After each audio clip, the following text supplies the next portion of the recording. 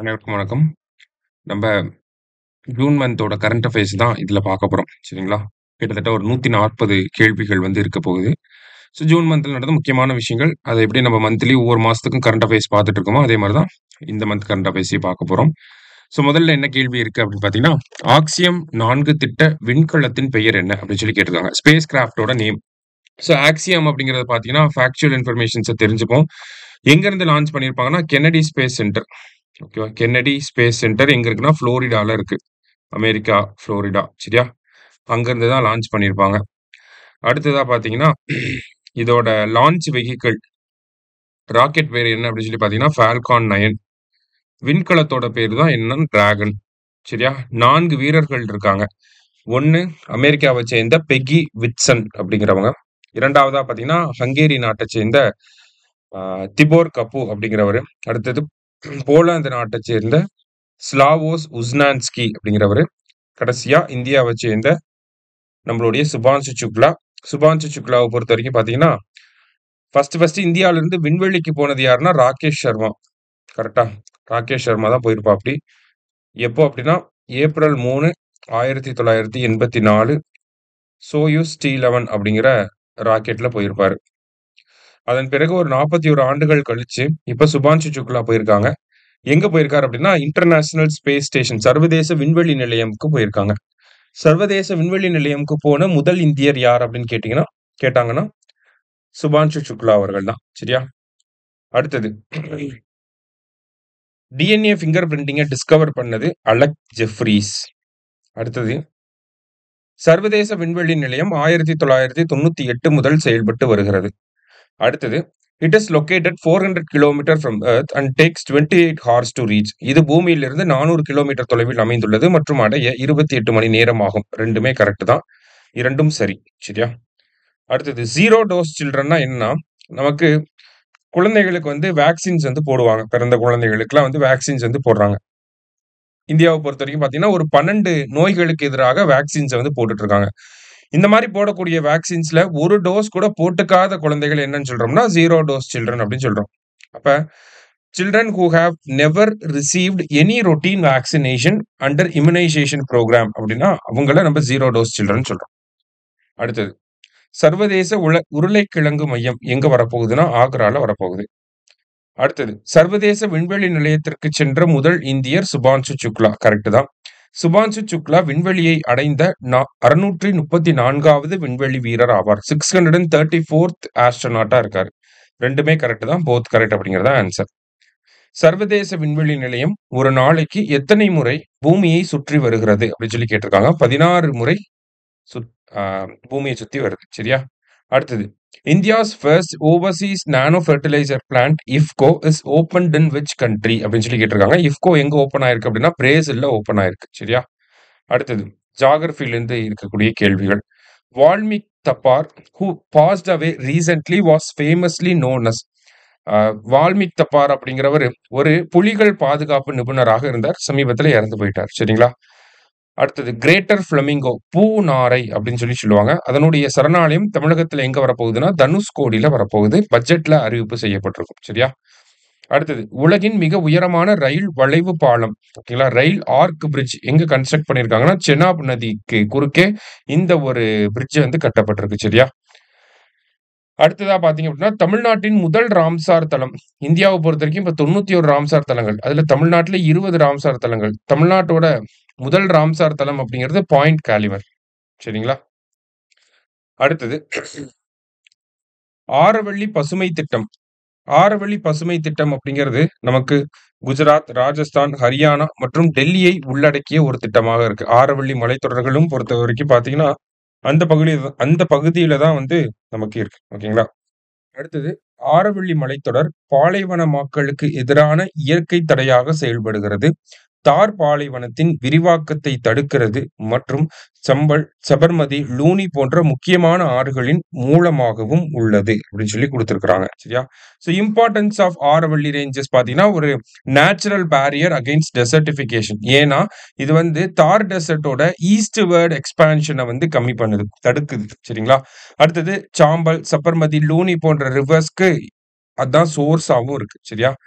So இந்த Aravalli green project அப்படிங்கிறது 29 districts 3 state and then ஒரு யூனியன் டெரிட்டரியில கவர் ஆக போகுது அப்படின்னு சொல்லி கொடுத்துருக்காங்க.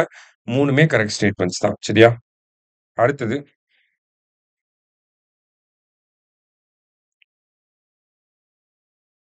அடுத்ததா பாத்தீங்கன்னா, பின்வருவனவற்றில் சென்னா பாலத்தின் முக்கிய வடிவமைப்பாளர் யார் அப்படின்னா மாதவி லதா.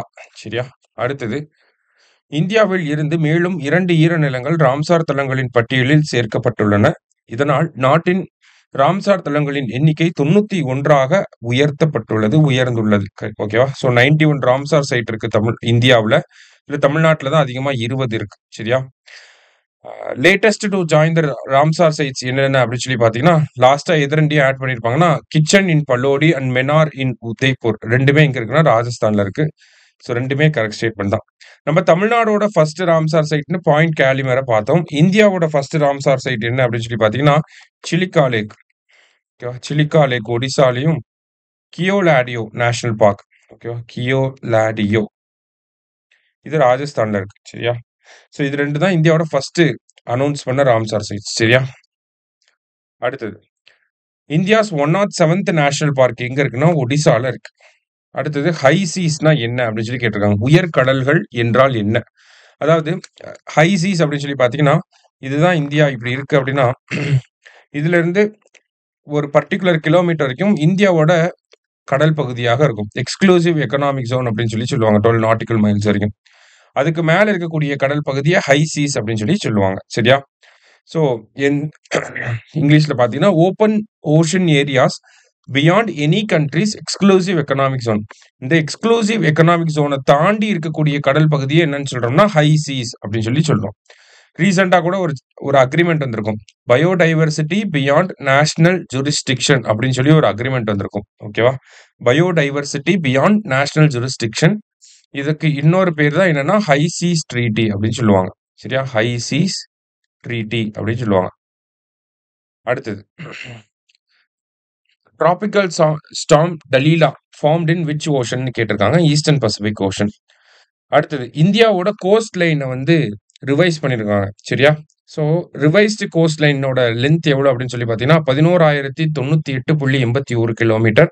இதுவே தமிழ்நாட்டுக்கு பார்த்தீங்கன்னா 1,068.69. சரியா? அடுத்து இந்தியாவோட பெஸ்ட் நேஷனல் பார்க் அப்படின்னு சொல்லி கேட்டிருக்காங்க. இரவிக்குளம், டச்சிகம் 2மே வரும். இரவிக்குளம் கேரளா, டச்சிகம் வந்து Jammu and Kashmir. Both correct. சரியா? அடுத்து தமிழ்நாட்டில் செம்மொழி தினம் அப்படிங்கிறது ஜூன் 3. அடுத்ததா பாத்தீங்கன்னா India 5000 years of history on subcontinent அப்படிங்கிற புக் எழுதினது ஆட்ரே ட்ரூஸ்க். ஓகேவா? Next Kachchapari is the ancestral home of which of the following poet அப்படின்னு சொல்லி கேட்டிருக்காங்க. ஸோ இந்த கச்சாபாரி அப்படிங்கிறது பங்களாதேஷ்ல இருக்கு. ஓகேவா? யாரோட ஆன்செஸ்டரல் ஹோம் பூர்வீக வீடு அப்படின்னு சொல்லி பார்த்தீங்கன்னா ரவீந்திரநாத் தாகூரோடையது. சரியா? அடுத்தது லக்ஷ்மிகர் தமிழில் யுவ புரஸ்கார் விருதை வென்றுள்ளார். கரெக்ட் தான். கூத்தொன்று கூடிற்று என்ற படைப்பிற்காக விருது வழங்கப்பட்டுள்ளது. கரெக்ட் தான். யுவ புரஸ்கார் விருதை வெல்ல ஒரு எழுத்தாளர் 35 வயதுக்கு உட்பட்டவராக இருக்க வேண்டும் அப்படின்னு சொல்லியிருக்காங்க. அதுவுமே கரெக்ட் தான். சரியா? 3 ஃபேக்ட அப்படியே 3 ஸ்டேட்மெண்டா கொடுத்துருக்கு. வேற ஒன்றும் இல்லை. அப்படியே மனப்பாடம் பண்ணி வச்சுக்கோங்க. சரியா? அடுத்த கொஸ்டினும் அதே மாதிரி தான். விஷ்ணுபுரம் சரவணனுக்கு பால் சாகித்ய புரஸ்கார் வழங்கப்பட்டது. ஒற்றை சிறகு ஓவியா என்ற படைப்புக்காக அவருக்கு விருது வழங்கப்பட்டது அப்படின்னு சொல்லி கொடுத்திருக்காங்க. இதுவும் 2மே கரெக்ட் ஸ்டேட்மெண்ட்ஸ் தான். ஃபேக்சுவல் இன்ஃபர்மேஷன் போத் கரெக்ட் அப்படிங்கிறது correct answer. Sahitya Akademi award is given for how many languages? 22 மொழிகள். கான்ஸ்டிடியூஷன்ல இருக்கக்கூடிய 22 மொழிகள். அது மட்டும் இல்லாம இங்கிலீஷ், அது மட்டும் இல்லாம ராஜஸ்தானி. மொத்தம் 24 மொழிகளுக்கு சாகித்ய அகாடமி விருது வழங்கப்படுது. அடுத்தது பங்கமாதா ஓவியத்தை பாரத் மாதா என்று பிரபலப்படுத்தியவர் யார்? பங்கமாதா ஓவியத்தை வரைஞ்சது யாருன்னா பங்கிம் சந்திர சட்டோபாத்யாய். சரிங்களா? பங்கிம் சந்திர சட்டோபாத்யாய் தான் இந்த பங்கமாதா அப்படிங்கிற ஒரு விஷயத்த பிரபலப்படுத்தி இருப்பாரு. அத அபனிந்திரநாத் தாகூர், ரவீந்திரநாத் தாகூரோட கசின் அந்த மாதிரி. சரியா? சோ அபனிந்திரநாத் தாகூர் அப்படிங்கிறவர் தான் அந்த பங்கமாதா ஓவியத்தை வரைஞ்சிருப்பாரு. அந்த பங்கமாதா ஓவியத்தை பாரத மாதா அப்படின்னு சொல்லி பிரபலப்படுத்தினது யாருன்னா சகோதரி நிவேதிதா. சரிங்களா? இவங்கதான் அதை பிரபலப்படுத்தி இருப்பாங்க. அடுத்தது பெண் போராட்டக்காரர்களை சமாளிக்க எந்த மாநிலம் ஸ்வாட் அப்படிங்கிற அமைப்பை உருவாக்கியுள்ளது? ஸ்வாட் அப்படின்னா ஸ்விஃப்ட் விமன் ஆக்ஷன் டீம் அப்படின்னு சொல்லி கொடுத்திருக்காங்க. யாருன்னா தெலுங்கானா. சரியா? அடுத்தது. Who in the Constituent Assembly proposed replacing the phrase "not later than 6 weeks" with "as soon as possible"? அதாவது இந்த பிரசிடென்ட், கவர்னர்லாம் பார்த்தீங்கன்னா, ஒரு மசோதாவுக்கு ஒப்புதல் குடுக்குறாங்க. அதுக்கு "as soon as possible" அப்படின்னு சொல்லி தான் கான்ஸ்டிடியூஷன்ல இருந்திருக்கும். ஆனா கான்ஸ்டிடியூயன்ட் அசெம்பிளிலேயே இது ஒரு டிபேட் வந்திருக்கும். இந்த "நாட் லேட்டர் தேன் 6 வீக்ஸ்ன்னு" வைக்கலாமா? "as soon as possible"ன்னு வைக்கலாமான்ற டிபேட் வந்திருக்கும். அப்ப நாட் லேட்டர் தேன் 6 வீக்ஸ்க்கு பதிலா "as soon as possible" அப்படிங்கிற வேர்ட யூஸ் பண்ணலான்னு சொன்னது யாருன்னா அம்பேத்கர் அவர்கள். சரியா? அடுத்தது. ஒரு மசோதா பிரிவு 111 அல்லது 200ன் கீழ் திருப்பி அனுப்பப்பட்டு பாராளுமன்றம் அல்லது சட்டமன்றத்தால் மீண்டும் நிறைவேற்றப்பட்டால் ஜனாதிபதி அல்லது ஆளுநர் தங்கள் ஒப்புதலை வழங்க வேண்டும் என்று அரசியலமைப்பு சபையில் யார் முன்மொழிந்தார் அப்படின்னு சொல்லி கேட்டிருக்காங்க. சோ பிரசிடென்ட்டுக்கோ கவர்னருக்கோ பில்லு போறப்ப என்ன ஆகும்? அவங்க ஒன் டைம் திருப்பி அனுப்பலாம். திருப்பி அனுப்புன பில்ல மறுபடியும் அவங்க நம்ம அசெம்பிளில பாஸ் பண்ணி திருப்பி கவர்னர் கைக்கோ, பிரசிடென்ட் கைக்கோ போறப்ப, அவங்க கட்டாயம் ஒப்புதல் குடுக்கணும்னு சொல்லி ஒருத்தர் வந்து சஜஷன் குடுத்திருப்பார். அது யாருன்னா ஜெயப்பிரகாஷ் நாராயண். சரிங்களா? அடுத்தது. வேர்ல்ட் ஆன்டி சைல்ட் லேபர் டே எப்போ அப்படின்னா ஜூன் 12. அடுத்ததா பார்த்தீங்கன்னா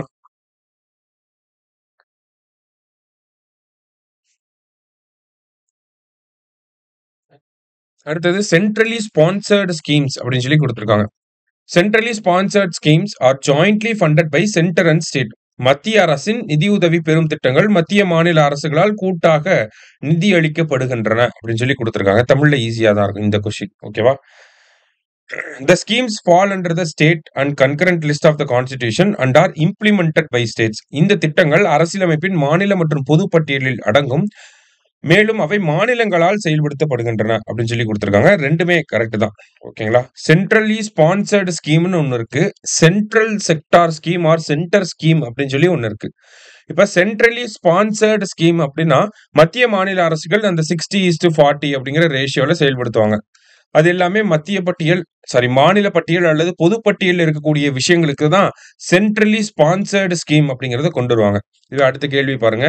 சென்ட்ரல் ஸ்கீம் அப்படின்னு சொல்லி தனியா இருக்கு. இப்ப சென்ட்ரல் ஸ்கீம்னா என்னன்னா மத்திய பட்டியலில் இருக்கக்கூடிய விஷயங்களுக்கு அதை ஃபுல் அண்ட் ஃபுல் மத்திய அரசாங்கம் தான் ஃபண்டிங் கொடுப்பாங்க. அதை தான் நம்ம fully funded by central government அப்படின்னு சொல்லி சொல்றோம். சரியா? சென்ட்ரல் ஸ்கீம்னா fully funded by central government. Centrally sponsored scheme அப்படின்னா funded by both center and state. சரியா? பிரிச்சுப்பாங்க. அடுத்தது நேஷனல் சோசியல் அசிஸ்டன்ஸ் ப்ரோக்ராம். இந்த கேள்வி நமக்கு குரூப் 1 எக்ஸாம்ல கேட்டிருந்தாங்க. National social assistance program was launched in which year? 1995ல வந்திருக்கும். சரியா? மேட்ச்ல கேட்டிருந்தாங்க. அடுத்தது Indira Gandhi national old age pension 1200 ரூபா, விதோ பென்ஷன்னா 1200, டிசபிலிட்டி பென்ஷன் 1500. இந்த மாதிரி தமிழக அரசாங்கமும் old age pension, widow pension, disability pension கொடுக்குறாங்க. ஸோ அதுலேயும் பார்த்தீங்கன்னா நமக்கு டிசேபிள்டு பென்ஷன் மட்டும்தான் 1500 ரூபா. மற்ற ஓல்ட் ஏஜ், விதோ பென்ஷன் அது எல்லாமே 1200 ரூபா தான். சரியா? ஸோ இதை பொறுத்த வரைக்கும் 3மே கரெக்ட் தான். ஆல் ஆர் கரெக்ட் அப்படிங்கிறதா கரெக்ட் ஆன்சர். அதே மாதிரி இலங்கை தமிழர்களுக்கு அந்த ஸ்ரீலங்கன் ரெஃப்யூஜிஸ்க்கு அமௌண்ட் கொடுத்தாலும் அதுவும் 1500 ரூபா தான். சரியா? அடுத்தது first country in the world to legalize euthanasia அப்படின்னு சொல்லி கேட்டிருக்காங்க. உலகில் கருணை கொலையை சட்டபூர்வமாக்கிய முதல் நாடு யாரு அப்படின்னு சொல்லி பார்த்தீங்கன்னா நெதர்லாந்து. இந்தியாவை பொறுத்த வரைக்கும் இதே விஷயம் நமக்கு கேட்டிருந்தாங்க. யுத்தனேஷியாவை பேஸ் பண்ணி. ஓகேங்களா? பாசிவ் யுத்தனேஷியா அப்படிங்கிறது நமக்கு காமன் காஸ் அப்படிங்கிற வழக்கை பேஸ் பண்ணி ஒரு கொஸ்டின் குரூப் 1ல கேட்டிருந்தாங்க. ஓகேவா? காமன் காஸ் அப்படிங்கிற வழக்கு. அடுத்தது a total of 13,357 differently abled members will be appointed to local governance role in Tamil Nadu அப்படின்னு சொல்லி கொடுத்திருக்காங்க. ஓகேவா?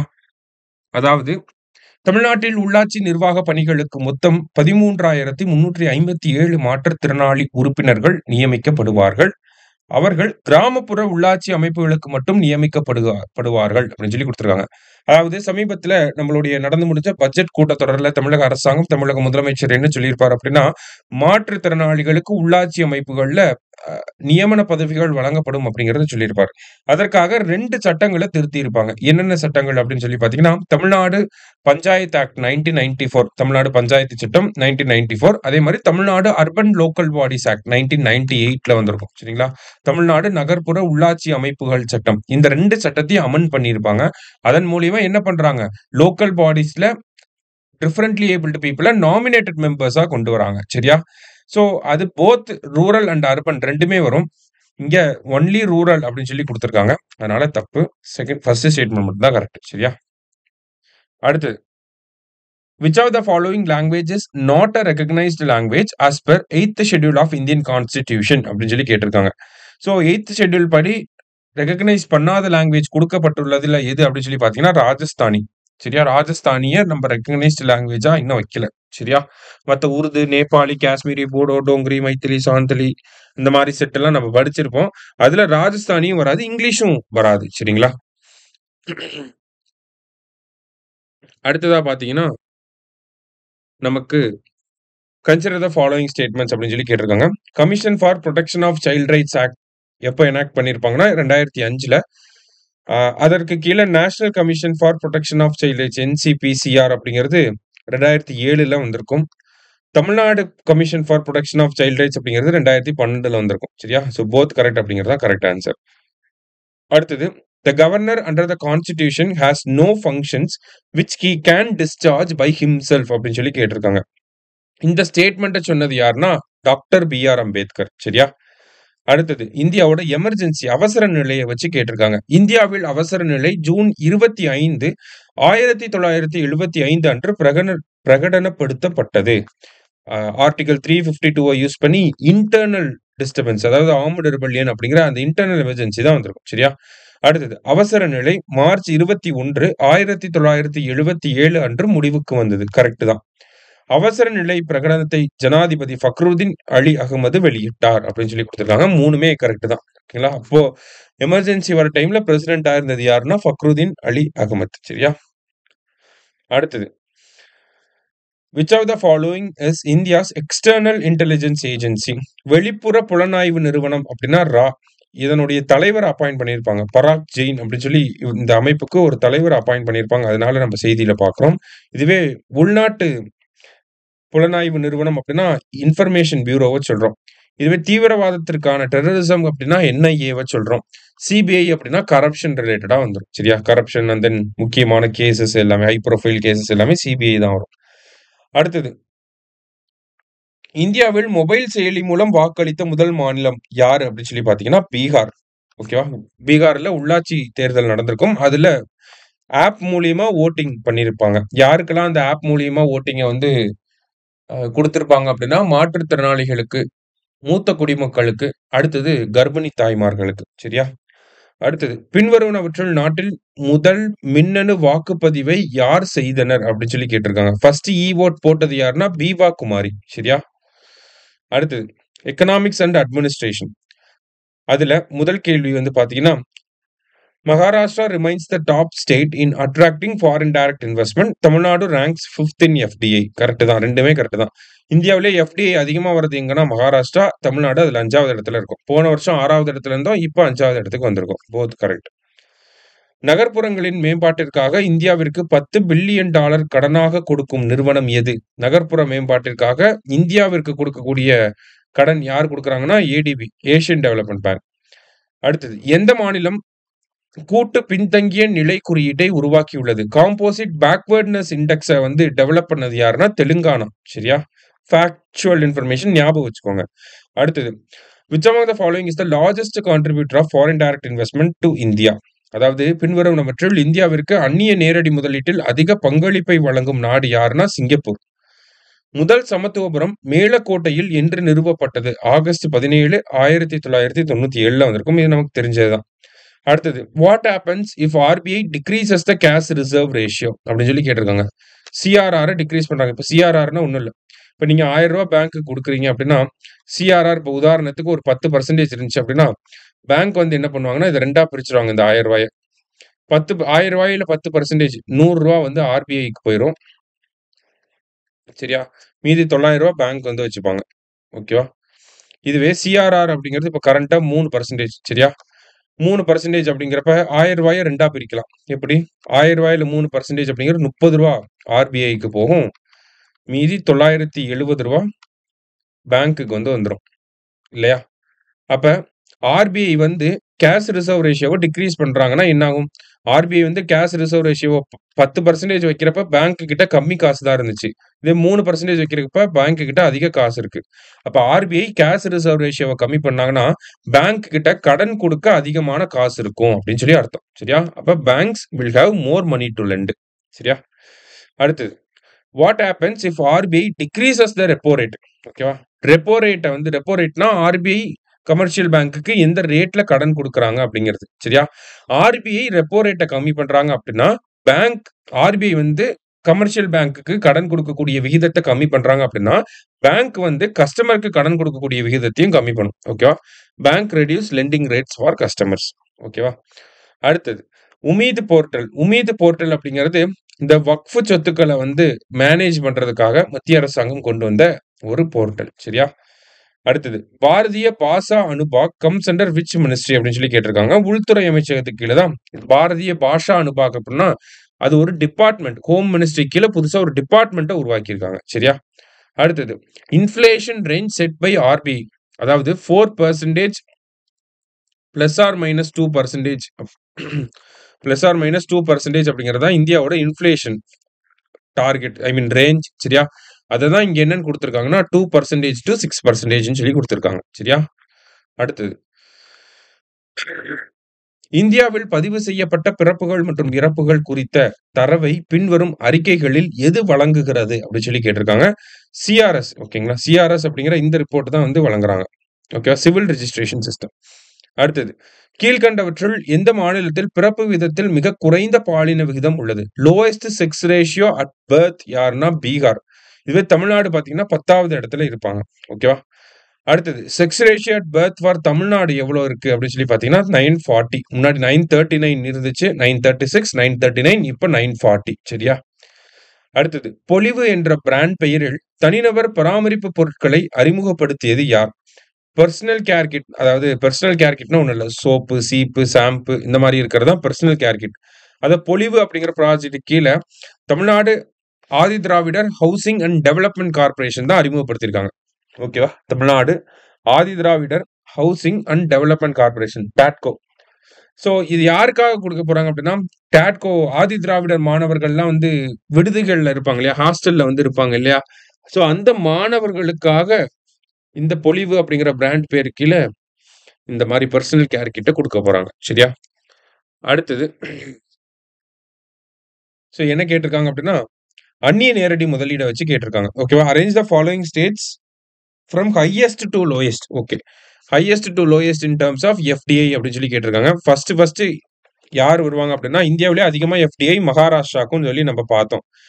ஸோ மகாராஷ்டிரா ஃபர்ஸ்ட், தமிழ்நாடு வந்து 5வது இடத்துல இருக்கு அப்படின்னு சொல்லி பார்த்தோம். அப்ப தமிழ்நாடு வந்து கடைசியா வந்துடும். சரியா?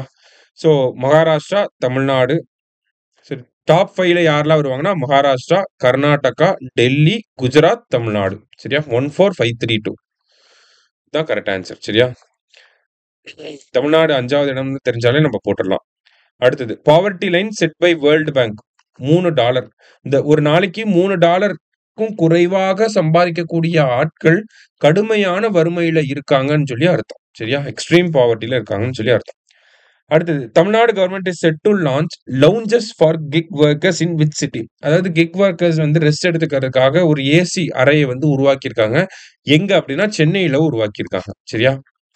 அடுத்தது a study by planning commission has revealed a structural shift in rural livelihood marked by 25% decline in dependence on agriculture for employment since 2012 அப்படின்னு சொல்லி கொடுத்துருக்காங்க.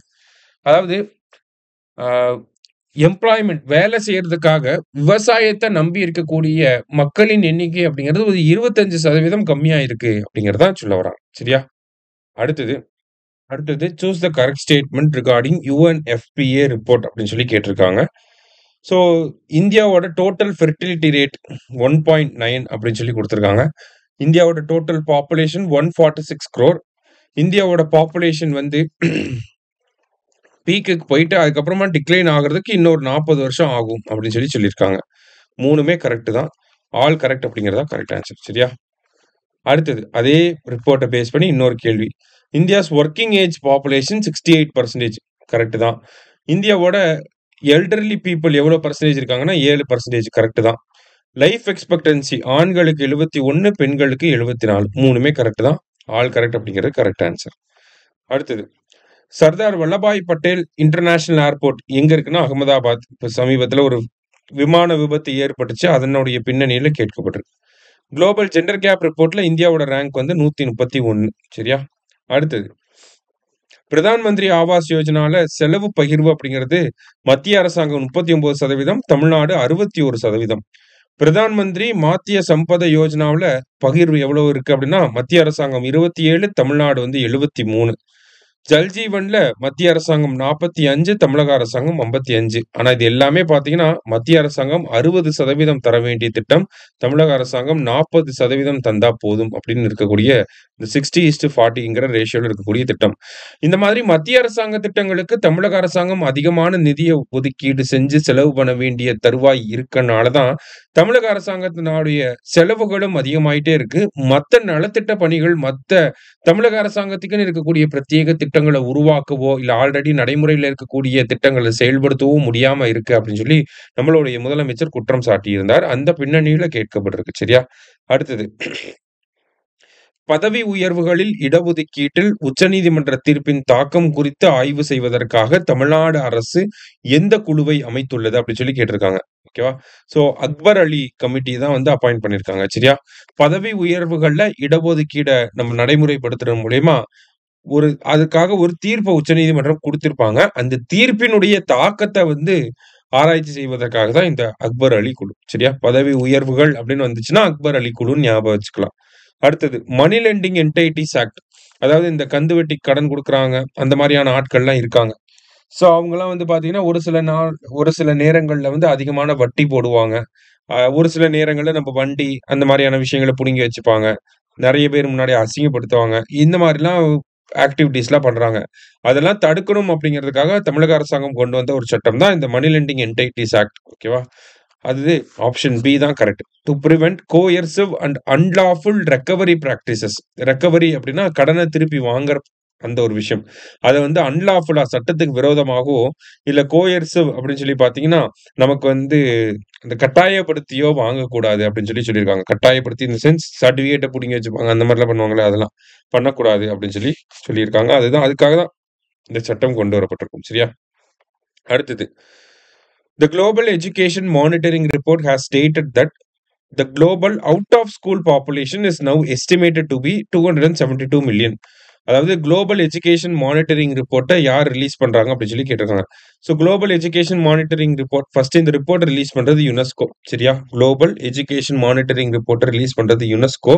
இந்த ரிப்போர்ட் படி பார்க்கறப்ப பள்ளிக்கு செல்லாத குழந்தைகளின் எண்ணிக்கை அப்படிங்கிறது 272 மில்லியனாக இருக்கு அப்படின்னு சொல்லி கொடுத்திருக்காங்க. சரியா? அந்த ரிப்போர்ட் ரிலீஸ் பண்றது யுனெஸ்கோ. அடுத்தது, as per the Money Lending Entities Act, micro loan means a loan given to a household having an annual income of up to how many lakhs அப்படின்னு சொல்லி கேட்டிருக்காங்க. ஓகேவா? நுண்கடன் என்பது ஆண்டு வருமானம் எத்தனை லட்சம் வரை உள்ள ஒரு குடும்பத்திற்கு வழங்கப்படும் கடனை குறிக்கிறது. அதாவது மைக்ரோ லோன் அப்படின்னா ஒரு குடும்பத்துடைய ஆண்டு வருமானம் 3 லட்சமாக இருக்கு அப்படிங்கிறப்ப அந்த குடும்பத்துக்கு வழங்கக்கூடிய கடனை நுண்கடன் அல்லது மைக்ரோ லோன் அப்படின்னு சொல்லி சொல்றாங்க. சரியா? சோ 3 lakhs அப்படிங்கிறது தான் கரெக்ட் ஆன்சர். அடுத்தது, கிருஷ்ணமால் ஜெகநாதன் வாஸ் அவார்டட் பத்ம பூஷன். அதாவது இவங்களோட 100வது பிறந்த நாள் சமீபத்துல வந்துச்சு. சோ இவங்கள பத்தி தெரிஞ்சுக்கணும் அப்படின்னா லஃப்தி அப்படிங்கிற ஒரு திட்டம் கொண்டு வந்திருப்பாங்க 1981ல. ஓகே, லேண்ட் ஃபார் டில்லர்ஸ் அப்படிங்கிறது அந்த அமைப்பு பேரு. அதை தாண்டி பத்மபூஷன் 2020ல வழங்கப்பட்டிருக்கும். அடுத்தது, மக்கள் தொகை கணக்கெடுப்பு சட்டத்தின் எந்த பிரிவு மத்திய அரசுக்கு மக்கள் தொகை கணக்கெடுப்பு தேதிகளை அறிவிக்க அதிகாரம் அளிக்கிறது? செக்ஷன் 3 படிதான் சென்சஸ் டேட்ஸ அனௌன்ஸ் பண்றதுக்கு மத்திய அரசாங்கத்துக்கு அதிகாரம் இருக்கு. சரியா? அடுத்தது, மாநில நிறுவன தரவரிசை கட்டமைப்பை செயல்படுத்தும் அதிகாரம் யாருக்கு உள்ளது? ஸ்டேட் இன்ஸ்டிடியூஷனல் ரேங்கிங் ஃப்ரேம்வொர்க் அப்படின்னா இவங்க தான் Tamil Nadu state council for higher education. இவங்க தான் இந்த ஸ்டேட் இன்ஸ்டிடியூஷன் SIRF அப்படிங்கிறத கொண்டு வர போறாங்க. இதே மாதிரி NIRF அப்படிங்கிற ரேங்கிங் இருக்கு. 2015ல இருந்து இந்த ரேங்கிங்ஸை கொண்டு வராங்க. சரிங்களா? ஸோ இதை வந்து யார் பண்றாங்கன்னா மினிஸ்ட்ரி ஆஃப் எஜுகேஷன், மத்திய அரசாங்கம்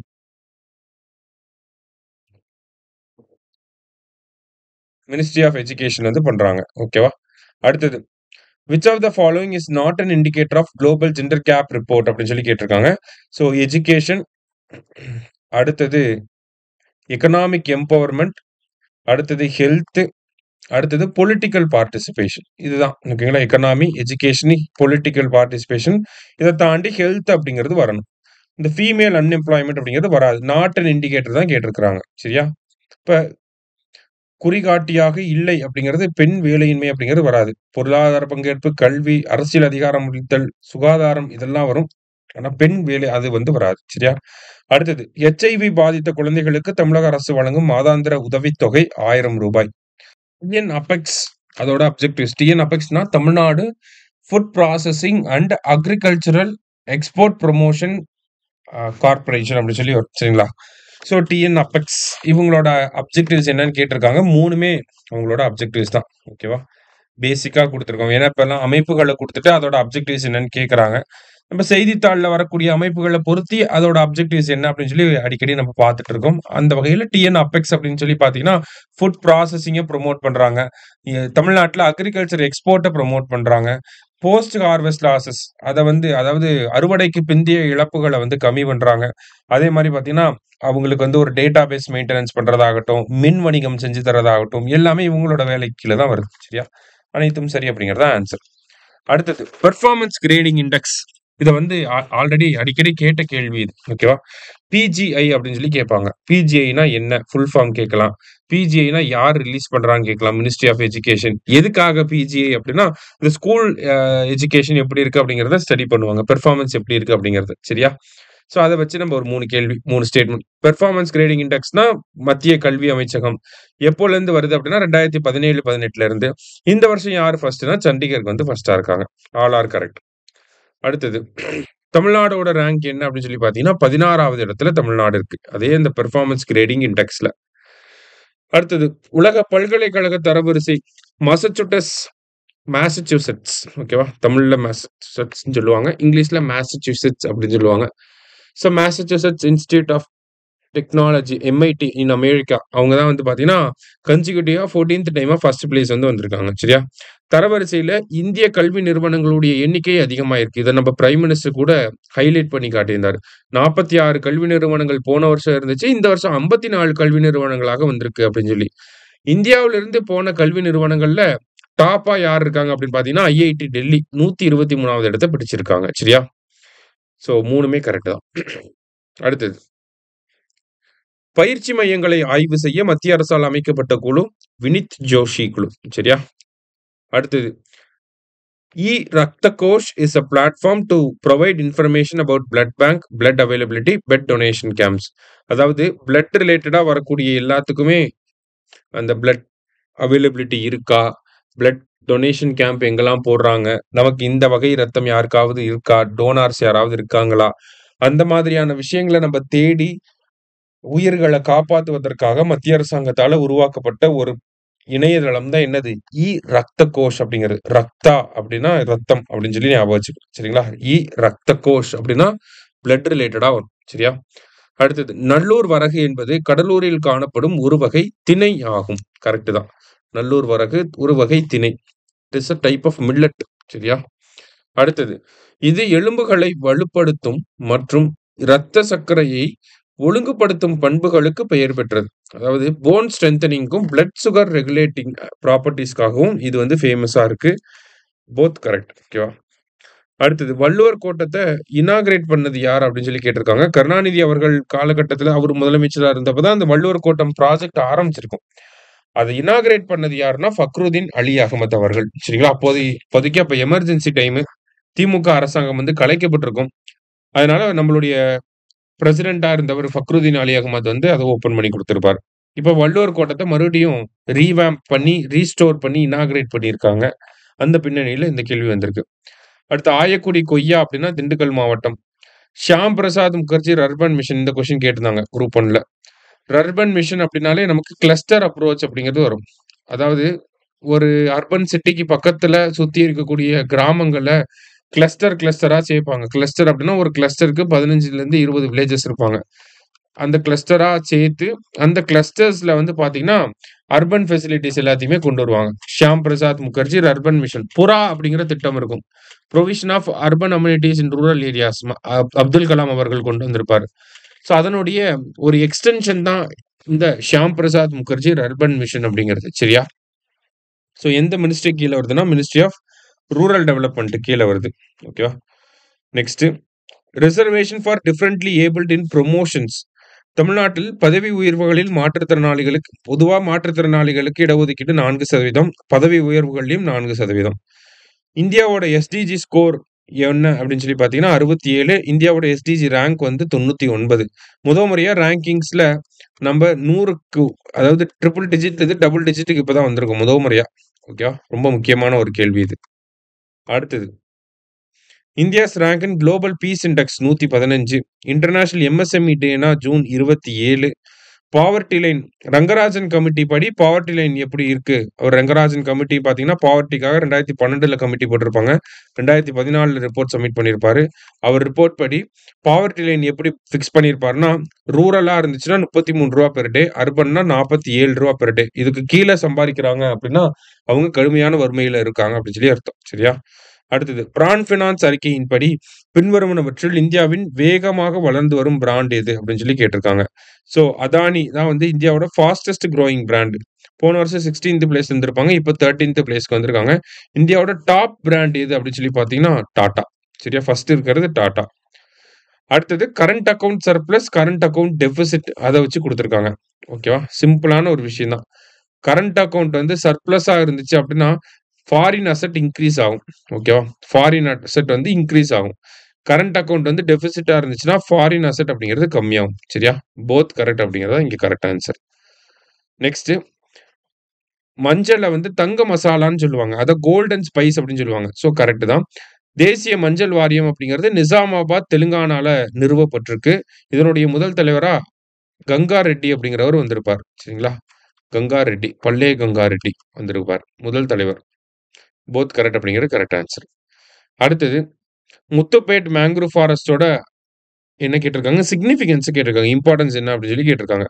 என்கம்பாசஸ் 6 ரிசர்வ்ட் ஃபாரஸ்ட். 6 பாதுகாக்கப்பட்ட காடுகளை உள்ளடக்கியது. கரெக்ட் தான். அடுத்தது பல்வேறு வனவிலங்குகளை ஆதரிக்கிறது. Supports diverse wildlife. Correct தான். Acts natural shield against tsunami, sea level rise. Correct தான். சுனாமி, கடல் மட்ட உயர்வு, புயல்கள் இது எல்லாத்துக்குமே வந்து ஒரு இயற்கை கேடயமாக செயல்படுகிறது. இந்த மேங்க்ரூவ் ஃபாரஸ்ட் இல்லாம பொதுவாகவே மேங்க்ரூவ் காடுகள் அப்படின்னாலே அது ஒரு இயற்கை கேடயமாக செயல்படுதுன்றதை நம்ம படிச்சிருப்போம். கரெக்ட் தான். Enhances inland fresh water aquifer recharge. உள்நாட்டு நன்னீர் நீர்நிலை மீள் நிரப்பலை மேம்படுத்துகிறது அப்படின்னு சொல்லி கொடுத்துருக்காங்க. ஸோ இந்த மேங்க்ரூவ் ஃபாரஸ்ட் எல்லாமே கடல் ஓரங்கள்ல கடல் எல்லைகள்ல இருக்கக்கூடிய காடுகள், மேங்க்ரூவ் காடுகள். அதுக்கும் உள்நாட்டு நீர்நிலைகள் உள்நாட்டில் இருக்கக்கூடிய அக்யூஃபயர் ரீசார்ஜுக்கும் சம்மந்தம் கிடையாது. சரிங்களா? இப்போ இது தப்பு. அது இல்லாம ஃப்ரெஷ் வாட்டருங்கிறப்பயே நம்ம தப்புன்னு சொல்லிடுறோம். ஏன்னா மேங்க்ரூவ் எல்லாமே செலைன் வாட்டர்ஸ்ல இருக்கும். சரியா? இப்போ 4th ஸ்டேட்மெண்ட் தப்பு. 1, 2, 3 தான் கரெக்ட். அடுத்தது தமிழ் சொசைட்டிலேருந்து கேட்டிருக்காங்க. தமிழக அரசின் திறன் முயற்சி அரசு பள்ளி மாணவர்களின் தமிழ், ஆங்கிலம் மற்றும் கணித திறனை மேம்படுத்துவதை நோக்கமாக கொண்டுள்ளது. கரெக்ட் தான். இது 6 முதல் 8ஆம் வகுப்பு வரையிலான மாணவர்களை மட்டுமே மையமாக கொண்டிருக்கும். அதாவது எண்ணும் எழுத்தும் அப்படிங்கிற திட்டம் ஏறக்குறைய 5ஆம் வகுப்பு மாணவர்கள் வரைக்கும் கவர் பண்ணிடுவாங்க. அதுக்கப்புறமா 6லேருந்து 8ஆம் வகுப்பு மாணவர்களுக்கு திறன் அப்படிங்கிற திட்டம் தமிழ், ஆங்கிலம், கணிதம் போன்ற படிப்புகள்ல அவங்களுடைய நாலேஜ், பேசிக் நாலேஜை இம்ப்ரூவ் பண்ணி கொடுக்கணும் அப்படிங்கிறதுக்காக. அடுத்தது 800 year old Shiva temple of Pandya dynasty found in Melur. Next Kodumanal Chera தலைநகரமான கரூரையும் கேரளாவின் முசிறியையும் இணைக்கும் பண்டைய வர்த்தக பாதையில் அமைந்துள்ளது. ஸோ கொடுமணல் அப்படிங்கிறது ஒரு காரிடாரா இருந்திருக்கு. ஓகேங்களா? அதாவது ஒரு linking route, ancient trade route linking Karur and Musiri. It was once a bead making hub. அதாவது மணிகள் தயாரிப்பதற்கான மையமாக இருந்தது. ரெண்டுமே கரெக்ட் தான். சரியா? கொடுமணல் பீட்ஸ் அப்படிங்கிறது ஃபேமஸ். சரியா? அடுத்தது கீழடியில் 2500 ஆண்டுகளுக்கு முன்பு வாழ்ந்த மக்களின் முகபாவனைகளை மறுகட்டமைத்த பல்கலைக்கழக ஆராய்ச்சியாளர்கள். எந்த பல்கலைக்கழகத்தை சேர்ந்தவங்க அப்படின்னு சொல்லி பார்த்தீங்கன்னா, ஜான் மூர்ஸ் பல்கலைக்கழகம் எங்க இருக்கு அப்படின்னா லிவர்பூல்ல இருக்கு. ஓகேவா? லிவர்பூல். அடுத்தது மத்திய திரைப்பட சான்றிதழ் வாரியம் புதிய வயது அடிப்படையிலான திரைப்பட சான்றிதழ் வகைகளை அறிவித்துள்ளது. பின்வருவனவற்றில் எது இதற்கு தொடர்புடையது அல்ல அப்படின்னு சொல்லி கேட்டிருக்காங்க. ஓகேவா? முன்னாடிலாம் U certificate, A certificate, UA சர்டிஃபிகேட்லாம் இருக்கும். இப்ப அதெல்லாம் எடுத்துட்டு என்ன பண்ணியிருக்காங்க? Age wise பிரிச்சுட்டாங்க. 7 வயசு, 10 வயசு, 13 வயசு. யுஏ 7+, யுஏ 10 13 வயசு. UA 7+, UA 13+, UA 16+. 7, 13, 16 அப்படின்னு சொல்லி பிரிச்சுட்டாங்க. சரியா? 7, 13, 16 அப்படின்னு சொல்லி பிரிச்சிருக்காங்க. அதுல எது வராது அப்படின்னா, இந்த யுஏ 10+ அப்படிங்கிறது வராது. சரியா? யுஏ 10+ அப்படிங்கிறது வராது. சரியா? 7, 13, 16. ஓகேவா? அடுத்தது cigarettes and other tobacco products act எப்போ வந்திருக்கும்னா 2003ல வந்திருக்கும். சிபிஎஃப்சி அதோட ஃபுல் ஃபார்ம் என்னன்னா central board of film certification. Cinematograph act அப்படின்னா ஒளிப்பதிவு சட்டம் 1952. 2025ல G7 மாநாடு கனானாஸ்கிஸ் அது எங்க இருக்குன்னா கனடால இருக்கு. சரிங்களா? இது வந்து 51வது G7 மாநாடு. 50வது G7 மாநாடு அப்பூலியா இட்டாலியில நடந்துச்சு. 49வது G7 மாநாடு போன குரூப் 4 எக்ஸாம்ல கேட்டாங்க. இது ஹிரோஷிமால நடந்துச்சு. அடுத்தது which year has been declared by United Nations as International Year of Glacier Preservation? Glacier preservation, quantum technology, peace and trust, cooperative எல்லாமே வந்து பாத்தீங்கன்னா 2025 தான். அடுத்தது 4 நாடுகள் கொடுத்திருக்காங்க. அதுல எந்த நாடுகள்லாம் G7ல வராது அப்படின்னு சொல்லி கேட்டிருக்காங்க. சரியா? ஸோ G7ல வரக்கூடிய நாடுகளை ஃபர்ஸ்ட் தெரிஞ்சுப்போம். USA வருவாங்க, கனடா வருவாங்க அந்த குரூப்ல. ஓகேவா? அட்லாண்டிக் ஓஷன்ல இந்த சைட்ல. இங்கிட்டு பாத்தீங்க அப்படின்னா யூகே, அடுத்தது பிரான்ஸ், ஜெர்மனி, இட்டாலி. சரியா? 1, 2, 3, 4 4 நாடுகள் இந்த ஒரு குரூப்ல. இங்கிட்டு பாத்தீங்கன்னா Japan. So USA, Canada 1, 2, 3, 4, 5, 6, 7. Okay, US, Canada, UK, France, Germany, Italy and Japan. சரியா? யார் வரமாட்டாங்கன்னா ரஷ்யா மட்டும் வரமாட்டாங்க. அப்ப ஹவு மெனின்னு கேட்டிருக்காங்க. ஒரு நாடு மட்டும் இங்க G7ல வராது. அப்போ ஒன்லி ஒன். சரியா? நெக்ஸ்ட் கிரிப்டோ கரன்சி வர்த்தகத்தில் முன்னணியில் இருக்கக்கூடிய நாடு அமெரிக்கா. 2025ஆம் ஆண்டுக்கான கலைஞர் கருணாநிதி செம்மொழி தமிழ் விருது யாருக்கு வழங்கப்பட்டிருக்குன்னா தாயம்மாள் அரவாணன் அவர்களுக்கு. கலைஞர் செம்மொழி விருதுனா தாயம்மாள் அரவாணன் அவர்களுக்கு. சரியா? இதே யசோதா சண்முக சுந்தரம் அவர்களுக்கு வந்து பாத்தீங்கன்னா ஔவையார் விருது வழங்கப்பட்டிருக்கும். சரியா? Next walk up the hill அப்படிங்கிறது மாதவ் கட்கிலுடைய சுயசரிதை. அடுத்தது எந்த யூனியன் பிரதேசத்தில் உள்ளூர் மக்களுக்கு 85% இடஒதுக்கீட்டை மத்திய அரசு அறிவித்துள்ளது அப்படின்னு சொல்லி கேட்டிருக்காங்க. லடாக். சரியா? பேசிக்கா தெரிஞ்சு வச்சுக்கோங்க போதும். இந்தியாவில் 16வது மக்கள் தொகை கணக்கெடுப்பு முதல் டிஜிட்டல் மக்கள் தொகை கணக்கெடுப்பாகவும் முதல் சாதிய மக்கள் தொகை கணக்கெடுப்பாகவும் உள்ளது. First digital census, first caste census இதுனா 16வது சென்சஸ் தான். 1948 மக்கள் தொகை கணக்கெடுப்பு சட்டத்தின் பிரிவு 3 மக்கள் தொகை கணக்கெடுப்பு தேதிகளை அறிவிக்க மத்திய அரசிற்கு அதிகாரம் அளிக்கிறது. இதை நம்ம ஒரு தனி கேள்வியாவே பார்த்தோம். சென்சஸ் ஆக்ட் 1948 படி அதனுடைய பிரிவு 3 படி பாக்குறப்ப மத்திய அரசாங்கம் சென்சஸ் தேதிகளை அறிவிக்கலாம் அப்படின்னு சொல்லி. ஸோ செகண்ட் ஸ்டேட்மெண்ட் கரெக்ட் தான். அடுத்தது இந்த சென்சஸ் அப்படிங்கிறது 2 கட்டங்களா நடக்க போகுது. ஃபேஸ் 1 பாத்தீங்கன்னா அக்டோபர்ல வந்து கன்க்ளூட் ஆகும். ஃபேஸ் 2 வந்து மார்ச் 2027ல கன்க்ளூட் ஆகும். சரியா? 3மே கரெக்ட் தான். ஆல் ஆர் கரெக்ட் அப்படிங்கிறது கரெக்ட் ஆன்சர். அடுத்தது வேலை நேரத்தை 10 மணி நேரமாக உயர்த்துவதாக எந்த மாநில அரசு அறிவித்துள்ளது அப்படின்னு சொல்லி கேட்டிருக்காங்க. யாருன்னா ஆந்திர பிரதேஷ். சரியா? அடுத்தது the report titled fertility crisis was released by அதாவது நம்ம UNFPOட ரிப்போர்ட்லாம் பார்த்தோம். இந்தியாவோட ஃபெர்டிலிட்டி ரேட் 1.9ல இருக்கு. லைஃப் எக்ஸ்பெக்டன்சி 71, 74, பாப்புலேஷன் 146.39 crore இருக்கு. இந்த மாதிரியான டேட்டாஸ்லாம் நம்ம பார்த்தோம். அது எல்லாமே எந்த ரிப்போர்ட்ல இருந்துச்சு? யூஎன் பாப்புலேஷன் ஃபண்டோட ரிப்போர்ட்ல இருந்துச்சு அப்படின்னு சொல்லி நம்ம படிச்சிருந்தோம். அந்த ரிப்போர்ட்டுக்கு அவங்க வச்ச பேர் என்னன்னா ஃபெர்டிலிட்டி கிரைசிஸ். சரியா? ஸோ UNFPAவோட ரிப்போர்ட் பேரு ஃபெர்டிலிட்டி கிரைசிஸ். ஆஸ்ட்ரா MK3 அப்படிங்கிற இந்த மிசைலுக்கு என்ன பேர் வச்சிருக்காங்கன்னா கந்திவா அப்படின்னு சொல்லி வச்சிருக்காங்க. இது வந்து இந்த மகாபாரதத்துல அர்ஜுனன் பயன்படுத்தின வில்லோட பேர் கந்திவா அப்படின்னு சொல்லி சொல்றாங்க. சரியா? அடுத்தது UNFPA அப்படின்னா அதோட full form United Nations Population Fund. சரியா? அடுத்தது இந்தியாவின் முதல் நீருக்கடியில் அருங்காட்சியகம் பின்வரும் எந்த கப்பலில் உருவாக்கப்படும் அப்படின்னு சொல்லி கேட்டிருக்காங்க. ஐஎன்எஸ் குல்தார் மும்பையில தான் இந்த கப்பல் கொண்டு வர போறாங்க. ஐஎன்எஸ் குல்தார்ல தான் வந்து இந்த அருங்காட்சியகம் வரப்போகுது. நீருக்கடியில் இருக்கக்கூடிய அருங்காட்சியகம். அடுத்தது மே டே அதனுடைய அந்த வார்த்தை தொடர்பான 3 வாக்கியங்கள குடுத்திருக்காங்க. மே டே அப்படின்னு சொல்லி பார்த்தீங்கன்னா, உடனடி உதவி தேவைப்படும் உயிருக்கு ஆபத்தான அவசர நிலையை குறிக்கிறது. Life threatening emergency requiring immediate help. ஓகேவா? அவசர நிலைய தான் குறிக்குது. கரெக்ட் தான். Derived from the French word m'aider which means help me. அதாவது பிரெஞ்சு வார்த்தை மெய்டர் அப்படிங்கிற பிரெஞ்சு வார்த்தையிலிருந்து எடுக்கப்பட்டது தான் இந்த மே டே அப்படிங்கிறது. அதுக்கு என்ன அர்த்தம் அப்படின்னா, ஹெல்ப் மீ காப்பாத்துங்க அப்படின்னு சொல்லி அர்த்தம். சரிங்களா? It is an international radio distress signal used by ships and aircraft. இந்த மே டே அப்படிங்கிற வார்த்தை வந்து என்னன்னா, ஒரு டிஸ்ட்ரெஸ் சிக்னல். ஓகேவா?